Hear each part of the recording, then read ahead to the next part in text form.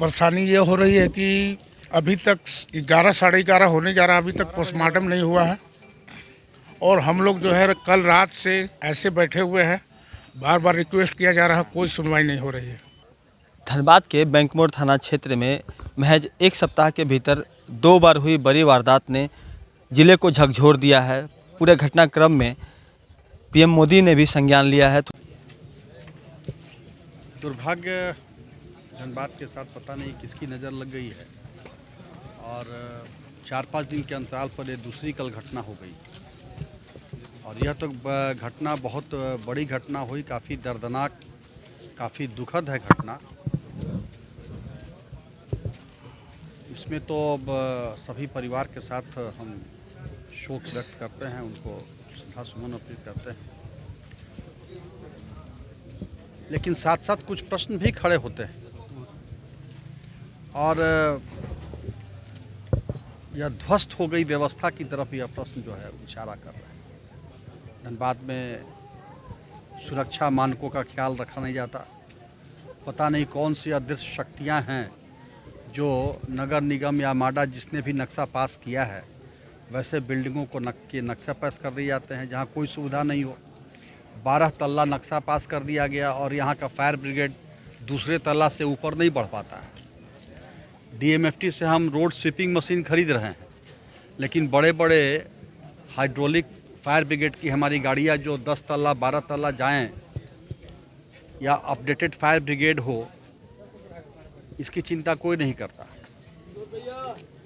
प्रशासनिक पदाधिकारी अपने कार्यालय और आवास तक ही सिमट के रह गए। तो सारी व्यवस्थाएं इसलिए मैंने कहा कि ध्वस्त हो गई हैं। कहीं किसी को कोई चिंता नहीं है। फायर ब्रिगेड फायर हल्ला हुआ, फायर ब्रिगेड की गाड़ियां, फायर ब्रिगेड के लोग कभी भी एक बार रिंग कीजिए वे उठाते नहीं है, रिस्पांस नहीं देते। यहाँ के पदाधिकारियों का फ़ोन कर लीजिए, एक बार में नहीं उनका फ़ोन उठता है। तो इसलिए मैंने कहा कि व्यवस्था ध्वस्त हो गई है। यह चिंता अब और बढ़ती जा रही है कि जिस प्रकार से घटनाएं बढ़ रही हैं दुर्घटनाओं की, अगर फायर ब्रिगेड आना हो, मैंने कल खुद 7:15 में जब मैं वहाँ पहुँचा तो हमने एसडीओ साहब को फ़ोन करके कहा कि ऐसी ऐसी घटना हो गई है, थोड़ा ट्रैफिक को बोलिए कि किसी भी प्रकार से रोड क्लियर करा के रखें जिससे फायर ब्रिगेड की गाड़ियाँ आनी जानी शुरू हो जाए। सब कोई व्यवस्था ही नहीं है ना, कोई सिस्टम नहीं है। और मैं तो खैर वहाँ था, रात में 11 बजे तक था।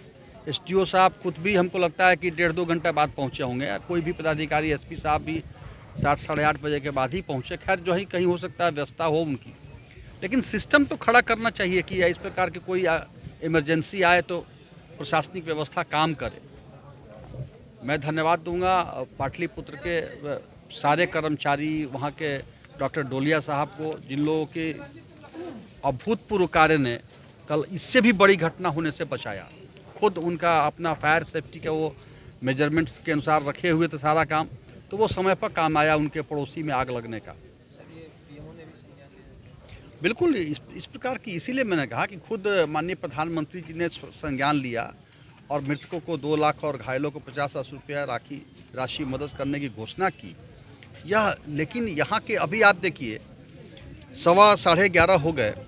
पोस्टमार्टम हाउस में जब मैं आया तो यहाँ भी लोगों ने मुझे फ़ोन करके बुलाया। आए तो अभी प्रिंसिपल से बात किए, सुपरिटेंडेंट को फ़ोन किए 3 बार, सुपरिटेंडेंट तो फ़ोन उठाया ही नहीं। प्रिंसिपल से ही बात किए तो बोले कि नहीं चालू हो गया। यहाँ आए तो मालूम हुआ कि डॉक्टर ही नहीं है। फिर प्रिंसिपल को फ़ोन किए तो बोले कि डॉक्टर तो वहाँ हैं। हम बोले यहाँ के स्टाफ बोल रहे हैं कि नहीं है, तो आ रहे हैं। तो यह जो सिस्टम है ना, यह बहुत चिंताजनक है और इसलिए ये भगवान मालिक हैं धनबाद का। और भी आने वाले सत्र में माननीय मुख्यमंत्री से ही मिलूंगा और विधानसभा में भी धनबाद की स्थिति को मैं रखूंगा इस बार। एक महिला भी अपनी मां को खोज रही है। हाँ, अभी हम बोले यहाँ के इंस्पेक्टर साहब को बोले हैं कि भाई आप उसको बॉडी दिखा दीजिए, कम से कम संतोष होगा। उसकी माँ मिसिंग है, बोकारो की शायद संभवतः रहने वाली वो लोग हैं। माँ मिसिंग है तो वो जाके अभी 4 बॉडी यहाँ आया है, उसमें नहीं है, लेकिन और भी बॉडी जब आएगा तो हमने कहा है उसको कि पहले बॉडी दिखा के। एक सप्ताह के अंदर 2 बार आग लगी, बड़ी घटना घट चुकी है। किस तरह से प्रशासन ने इस पर संज्ञान लिया है और आप लोग अपने स्तर से क्या कुछ कर रहे हैं? प्रशासन गंभीर है और इसमें बड़ी घटना पर चिंताजनक है। सबसे बड़ा दुखदायी घटना है। इस घटना से हम लोग आइंदा और नहीं घटे, इस पर हम लोग सजग रहें, जागरूक रहें। इसके लिए जिला प्रशासन के समक्ष हम लोग इस बात को रख रहे हैं कि जितने भी अपार्टमेंट बना उसमें अगर सुरक्षा नहीं हो तो उसमें एनओसी नहीं मिले, और किन लोगों ने एनओसी दिया नहीं दिया इस पर जांच चल रहा है। चीज़ और कुछ राज्य सरकार की तरफ से कुछ मुआवजे की भी घोषणा की है? जी, माननीय मुख्यमंत्री से हमारा बात भी हुआ है और माननीय मुख्यमंत्री ने समीक्षा कर रहे हैं। निश्चित रूप से सभी को मुआवजा दिया जाएगा। पीएमओ ने भी संज्ञान लिया? पीएमओ का तो अखबार के माध्यम से हम लोग को पता चला है 2 लाख करके दे रहे हैं, लेकिन राज्य सरकार उससे बेसी देगी। धनबाद के जो विधायक हैं राज सिन्हा, वो पहुंचे हुए थे। उन्होंने आवश्यक दिशा निर्देश दिया है और सबसे बड़ी बात यह है कि दिन के 12 बजने वाले हैं, अभी तक पोस्टमार्टम शुरू नहीं हुई है। परिजन जो हैं, जिनके लोगों की मौत हुई है, अलग अलग ज़िले से हैं, वो सभी परेशान हैं कि कितना जल्दी पोस्टमार्टम हो और वो अपने शवों का अंतिम संस्कार के लिए लेकर के जाएं। पूरे घटना के बाद में जब मीडिया से बात की राज सिन्हा ने, तो उन्होंने स्पष्ट कहा कि यहाँ पर सुरक्षा व्यवस्था नाम की कोई चीज़ नहीं है।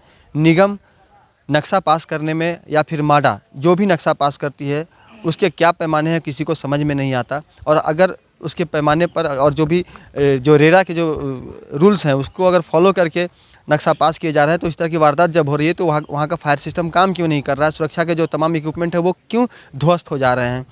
प्रशासनिक अधिकारियों पर भी उन्होंने लापरवाही का आरोप लगाया है और सबसे बड़ी बात यह है कि उन्होंने पूरे मामले को विधानसभा में उठाने की बात कही है। तो यह घटना आने वाले वक्त में एक बड़ा जो रूप है वो अख्तियार करेगी, इस बात से भी इनकार नहीं किया जा सकता है। फिलहाल जो 14 लोगों की मौत हुई है उनका पोस्टमार्टम के लिए 100 यहाँ पर लाया गया है, लेकिन पोस्टमार्टम की प्रक्रिया अभी शुरू नहीं हुई है। संभव है कि इसमें मजिस्ट्रेट की नियुक्ति होगी, उसके बाद मेडिकल बोर्ड का गठन होगा, तब जाकर पोस्टमार्टम की प्रक्रिया शुरू होगी। क्योंकि पूरे मामले में पीएमओ ने संज्ञान लिया है और इसमें प्रधानमंत्री नरेंद्र मोदी ने भी 2 लाख रुपये मृतकों के परिवार को और जो घायल है उनको 50,000 रुपये मुआवजा देने की घोषणा कर रखी है। तो अब इस मामले में आगे बेहतर जांच होगी और जो लोग इसके पीछे दोषी हैं उन पर कार्रवाई होगी। इस बात के लिए थोड़ा सा इंतजार करना पड़ेगा। सहयोगी मुन्ना के साथ राजकुमार जायसवाल, न्यूज़ 22 स्कोप, धनबाद।